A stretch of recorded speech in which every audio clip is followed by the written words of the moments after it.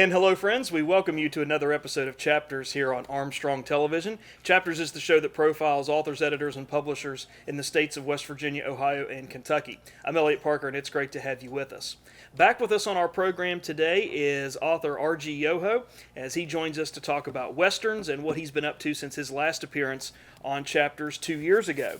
And Bob joins us. He's a West Virginia native. He has a passion for history as well as tales of the American West. He's the author of 4 Kellen Malone book Western series novels, as well as books of historical fiction and nonfiction. His varied career includes being a speaker, a radio talk show host, and a political columnist, as well as a laboratory technician and process operator in the chemicals industry. He lives in Little Hocking, Ohio, with his wife of more than 35 years. They have 3 children and a nephew who is like a son, as well as 5 grandchildren. And we're here to talk about Bob's latest books and what he's been up to since the last time he joined us on Chapters back in 2014. So, Bob, welcome back to Chapters. Good to be with you. Well, thank you, Elliot. I appreciate it. It's good to be back. So, you've been doing a lot of writing since the last time we checked in with you. So let's talk a little bit about what you've been up to. And one of the books that you've been working on since the last time we talked with you is along the line of that historical type of writing that you like, and that's a book called Return to Matewan. So tell us a little bit about that book. I started that book. Many of you on the History Channel saw the Hatfields and McCoys story that they did, a miniseries.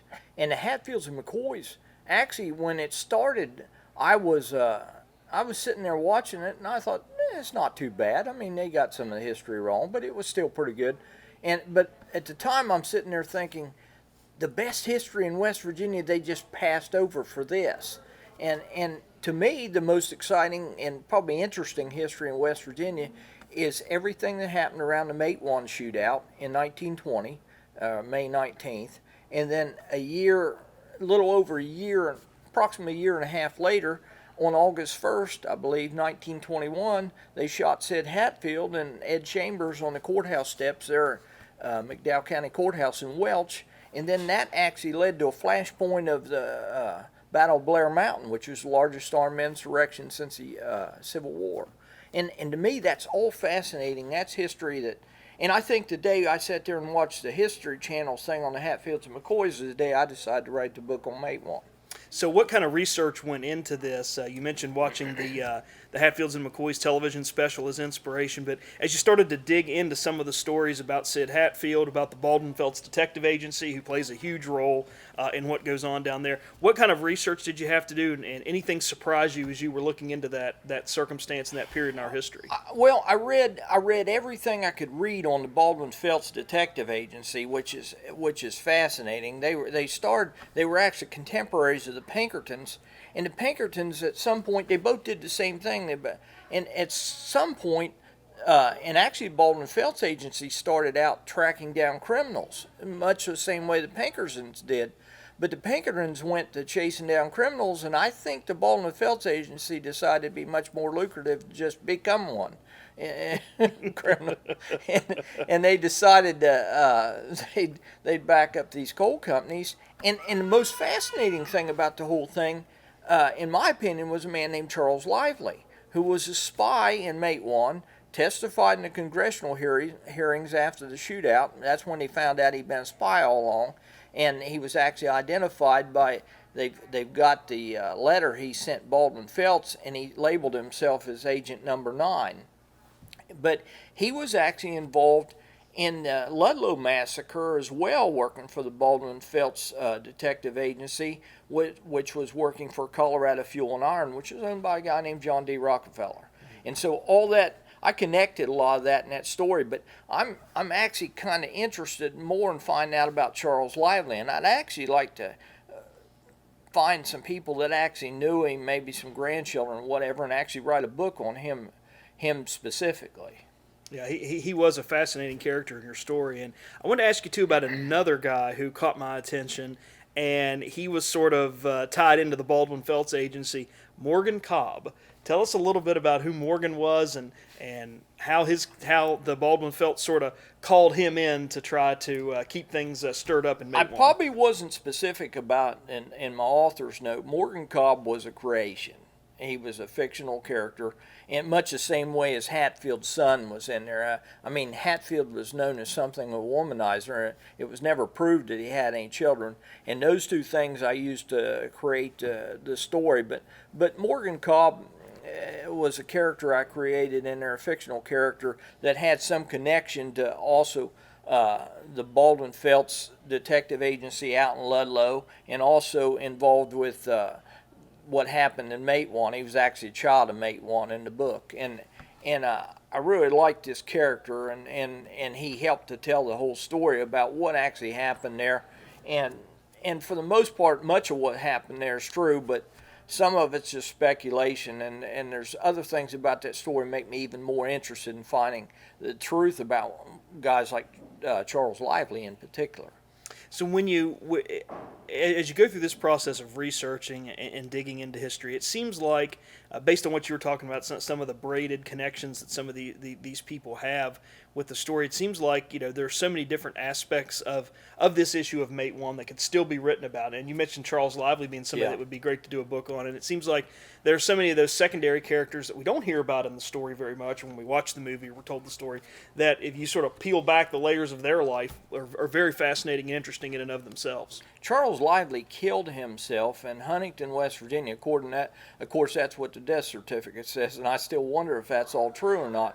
But he shot himself in Huntington, West Virginia, 2 years to the day when my wife was born, which kind of made that day stand out to me. And that's what really jumped out at me when I was researching all this. But I tracked Charles Lively into Kansas, and I've seen both his draft records, for World War I and World War II. I've seen his draft cards, and so I've tracked him all over, and he's a fascinating individual. I don't think I would write anything really. I think he's a hard guy to deify in books, but I think he's definitely interesting, somebody that ought to have a little bit more attention focused on him, because the man's just interesting. Yeah, absolutely. I think the Return to Matewan book, you did a great job with it, and I enjoyed it very much. And I think Charles Lively is certainly someone interesting. I know you've been passionate about him for a long time. Yeah. I think he would be, certainly someone worth having his own book dedicated to. And I want to ask you about another book that we didn't talk about last time you were with us a couple of years ago, and that is America's History is His Story. And this is something that you wrote that's sort of a daily devotional of history and a little bit of patriotism sprinkled in. So tell us a little bit about that book and why you decided to write that. That's the only book I ever wrote that was ever written as a favor to somebody. I had a friend of mine that was starting a radio station in Clarksburg, near Clarksburg, West Virginia. And he came to me and asked me if I could write a book that had a writing for every single day of the year, something historic and patriotic that he would read on the radio every day. And he said he'd asked several people to do it, and several of them got a month and a half, and apparently I was the only one dumb enough to continue it for a whole year. and somewhere along the line I decided, I don't know what you did to me, but it's one of the things I'm probably most proud of that I've written, but it was one of the most difficult things I ever did. But he actually reads it on the radio every day. It's the only program that he has on the radio that he runs every day, and that was something I wrote. What was funny about that, and strangely, I have his radio station on my phone, TuneIn app, and I was listening to that one morning going to a gas station, I think getting some gas for the mowers or something, and I went there, and on my way there, I'm listening this guy talking there, and he's talking there, and he said, I kind of like what this guy's saying. And I listened a little bit more and said, I agree with everything this guy's saying. Finally, I thought, I'm the guy that said that. I realized it was actually he was reading a page of my book, and the more he talked, the more it became clear to me that's my writing there. And then I hadn't realized they were putting it on the radio yet, and I was actually a little surprised when I first saw it. Probably kind of like a songwriter or a performer that hears his song on the radio the first time. That's kind of odd to me. Oh, very good. And I love how in that book we see faith, we see family, we see freedom, all of those themes really addressed. it's probably more timely now than it's been in a long time. Yeah, that was going to be my question. When you think about writing that and looking at that, it seems like if there are three elements that people are interested in, they want to read about, and they seem trying to be making a connection with, it is that idea of faith, family, and freedom today. That book, if you read that book, you'd know more about me than probably anything I ever wrote, because it was just about things that interest me and things that appeal to me, and I had a lot of fun with that book. But man, I wrote it for, seemed to be really happy with it, and I was especially pleased that usually it doesn't translate well. Somebody has a vision for a book and somebody else writes it. Usually you can't connect those two things, and strangely enough, this actually worked. Well, it's a great book, and I encourage anybody looking for inspiration or thoughts in that area to check that out. And your latest book, Boot Hill Valley, with the subtitle The Bottle or the Bullet, is your most recent work. And I love, first of all, I love the name Boot Hill Valley. I think what a great name. I mean, if we talk about a Western town name, yeah. I mean, you could see a John Wayne or a Matt Dillon or someone living and working in Boot Hill Valley. But there's something about this. It's set in Colorado, Boot Hill Valley, but there's something about this town that is really unique, and the fact that it has secrets and a history. Tell us a little bit about Boot Hill Valley, kind of as a setting. Well, just on the surface, it's an odd name, because Boot Hill sort of implies that it's on a hill, and most Boot Hills are out of the town and sort of up on the hill. And so right at the very beginning, the very title itself tells you there's something odd about this, that Boot Hill actually winds up in a valley. And it was a different concept. I actually run it by a friend of mine in the Western Writers named Johnny Boggs, if he'd actually run into any place like that. And he told me he hadn't run into anything specific like that, but he said that was part of the problem with identifications on Billy the Kid's body, is because they had little water damage through there. It isn't actually in the valley, but there was some water damage and maybe some graves not real clearly marked and stuff. So he said it was an interesting concept for a book right off the bat, and I kind of liked it too. I also like your character, Chance McBride, who has a connection to Boot Hill Valley, and the fact that he was one of the former lawmen there. But basically, tell us a little, well, not to give too much away, tell us a little bit about him and Amy and who she is and how their relationship develops. Chancellor McBride actually came there as a lawman. He has an issue where he's no longer able to fill his, actually something happens to his hand in there, and he's no longer able to fully work a gun. And that's kind of a bad thing for a lawman in a bad town. You know, if he can't run a 6-gun, you got a problem right then with a Western right there. And actually what was fascinating about this, which made it a little bit different for me as I was writing it, I just had shoulder surgery about 3 months ago. And I was going through the therapy, and actually at the time I'm going through all that, I'm actually wondering if I'm going to be able to get used to my left shoulder back fully again. And so when I'm writing this about this guy having this issue with his hand and not being able to use it, it actually changed the writing a little bit, because I'm actually kind of considering, hey, am I going to be able to get used to my shoulder again? And I'm sure some of those same thoughts the guy's having, hey, can I use a gun again? You know, so it probably made the writing a little bit more personal, from the fact I'm actually going through some of the same questions and doubts about whether this thing's ever going to work right again. Yeah. And and my shoulder's doing pretty good, by the way. Good. That is good to hear. Very good to hear. And there's two brothers that Chance McBride goes up against, the Ramsey Brothers. So who are they, and what are their motivations, and what are they up to, and why does Chance need to stop them? Pete and Duke Ramsey are pretty well the richest guys in town. They own a huge cattle ranch, and they're just not really any real redeeming qualities about the two of them. They're just kind of bad guys, and they're used to having kind of things their way, and somebody wants to slow them up or put some restraints on them. They don't really feel like that's something that ought to happen, and so they get tired of having law in their town that might want to tell them, stop them from doing whatever they want, and they don't react real well to law, and it leads to a conflict between the sheriff and them, and they actually happens with several sheriffs in the book. But I really enjoyed that. What's funny about that book, and this is what might say there at the beginning, this is actually the second manuscript I ever penned. And it's almost 25, 30 years old, the actual layout of this book, but this is completely rewritten, and there's not much, it doesn't bear much resemblance to the original manuscript that I had, but somebody found it for me and gave it back to me. I didn't even know it still existed, and I wrote it, and there were a lot of difficulties in writing it. Oh, very good. So what made you decide to push forward with it? After that person brought it back to your attention and said, yep, it's still here, it's still in existence, what made you feel like, I need to work on this a little bit and see if we can get it published? Really, what I wanted to do that all along. Once I saw it, I thought it had the basis of a good story. Now, my first manuscript that I ever wrote, I wouldn't even let you see. If I even knew where it was, I wouldn't let anybody I liked even see it. It's that bad. But this one, I thought it had some. My biggest obstacle in this was, I've got this little thing where I don't like to do things twice.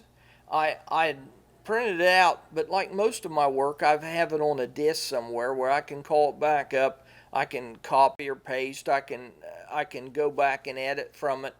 But this one, I had lost the disc. It probably on an old floppy disk somewhere that I no longer could use. And so I didn't have it down there, which meant I had to retype it from start to finish. I don't mind doing things once. I hate doing them twice. Mm-hmm. Back on the farm when we used to load hay on a wagon or trailer, and every now and then you don't load it right and you dump one. Mm-hmm. That hay never goes back on right the second time, and I always hated doing something over again. And I've never gotten over that. Plus, I couldn't find anybody to go back and type it for me. They don't teach that in schools like they used to. They teach something called keyboarding, which doesn't bear much resemblance to touch typing anymore, and it's hard to find anybody to do it for you. Yeah, that is the truth. That is such an interesting story about that, and that you never really kind of gave up on it. You just kept working on that manuscript till you got it published. Yeah, I drug my feet on it for years, and I kept telling people I was going to do that, and I never got around to it. And I think being laid up and being off of my shoulder, kind of, it's time to do this. Let's go with it. That's great. That's great. I want to ask you just a couple questions about process and about being a writer, and then we'll come back and talk some more about your books. And you and I talk about this all the time, off camera and through Facebook and things. Somebody out there that might be interested in becoming a writer, thinking about it, maybe they've got that manuscript in their desk drawer that they don't want anybody to see, but maybe they've got a little an itch or a knack to take that thing back out and look at it and maybe go down this path towards publication.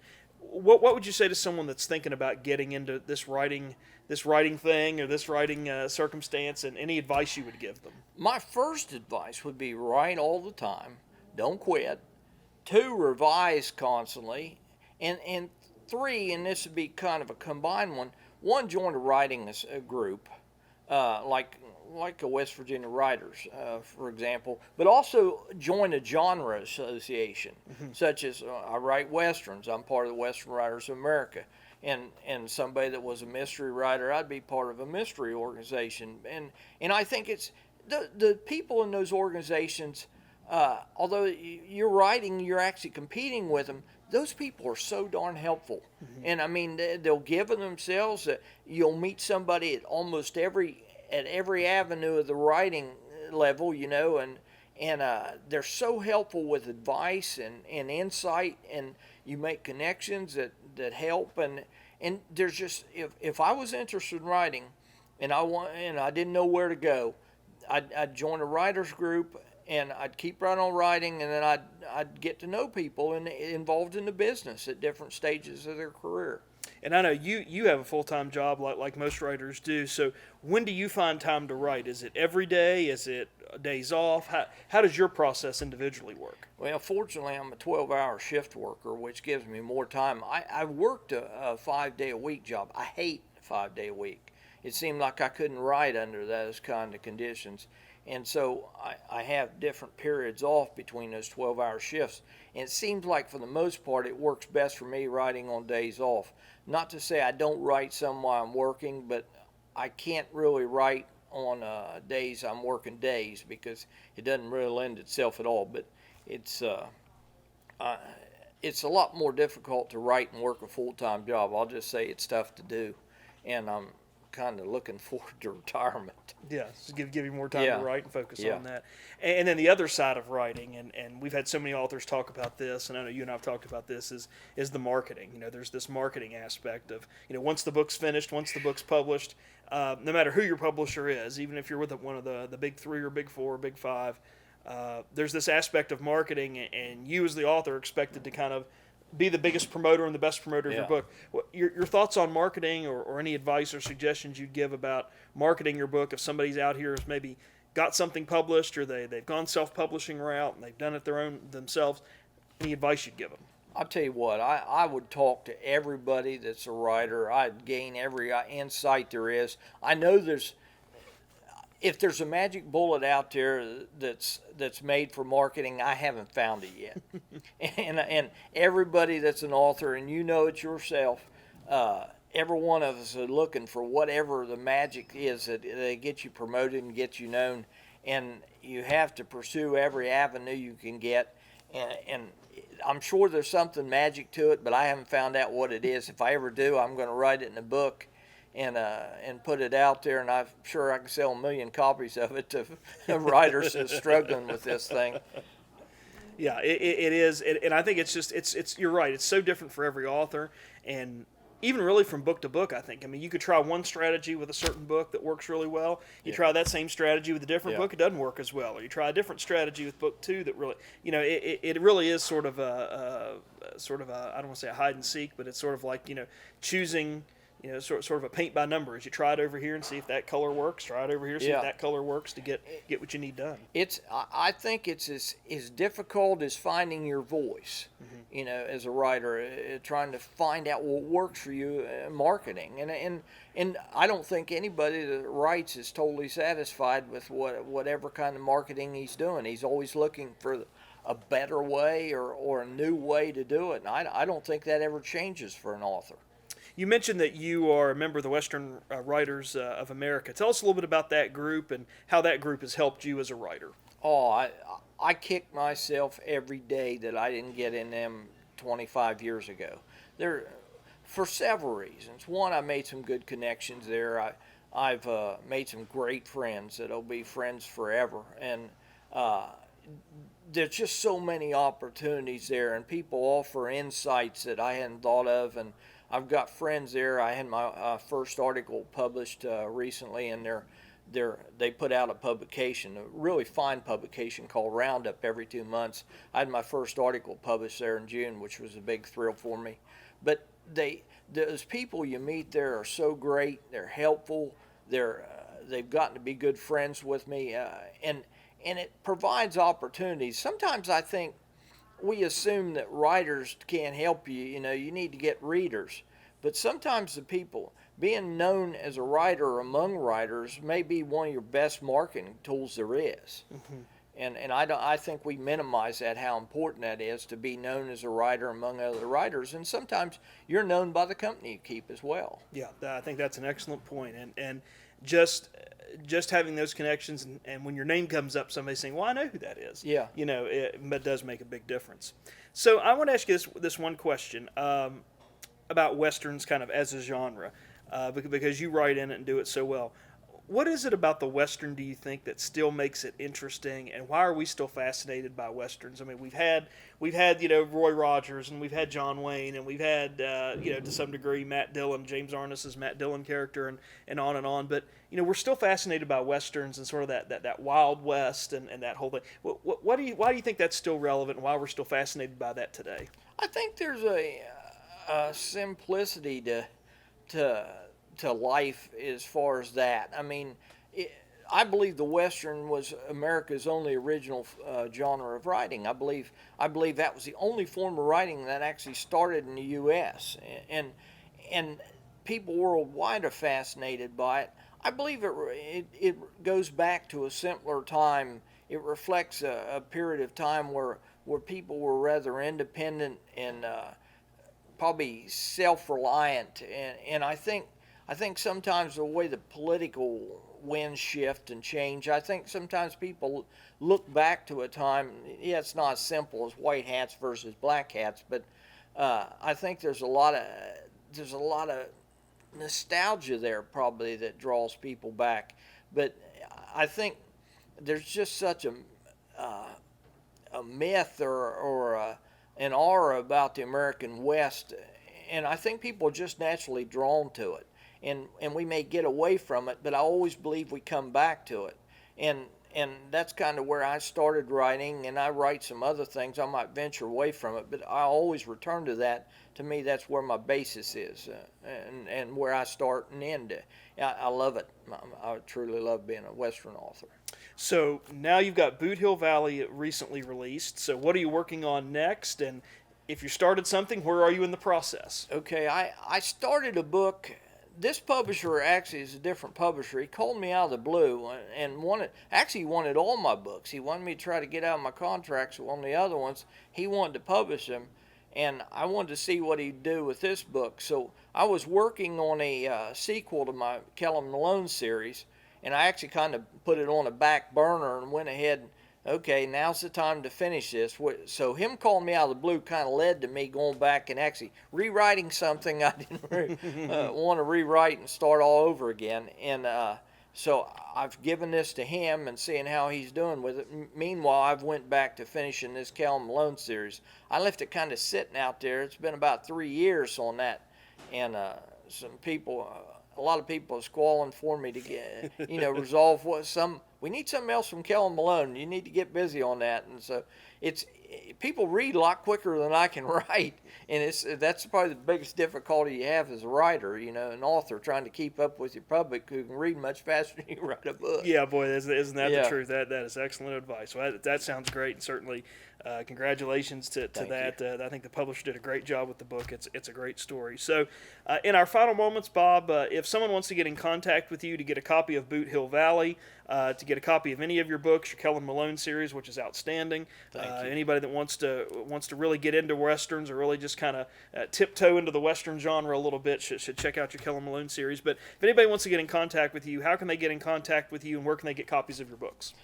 Well, the best place would probably go to my website, which is rgyoho.com.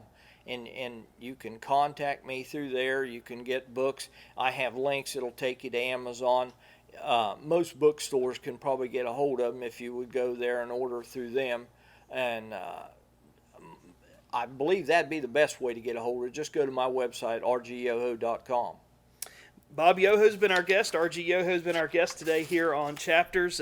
Great to have him back as we've been talking about his latest works since he was with us a couple of years ago. But his latest book, Boot Hill Valley, the Bottle of the Bullet, is recently published, and it's a terrific book. And Bob, we appreciate you coming back on Chapters, and it was great talking with you. And as you keep writing and you keep publishing, and with Boot Hill Valley and Matewan and historical fiction, and if you do the book on Charles, and if you do more Kellum Malone books, we'll certainly have you back on to talk about it. So thanks so much. Well, thank you, L.A. It's been a pleasure. We also want to take a moment to say thanks to Chris Dargish and the staff and management of Empire Books and News for providing our on-site support and assistance today. We encourage you to come down to Empire Books and News and pick up a copy of Bob Yoho's Westerns right here at the bookstore. Or if you have another reading taste or another genre you like to read in, come down and talk to the staff at Empire Books and News, and they can help you find the book that you're looking for in the genre that you're interested in. And that's right here at Pullman Square in downtown Huntington. So we want to thank them for sponsoring us and hosting us each and every episode right here on Chapters.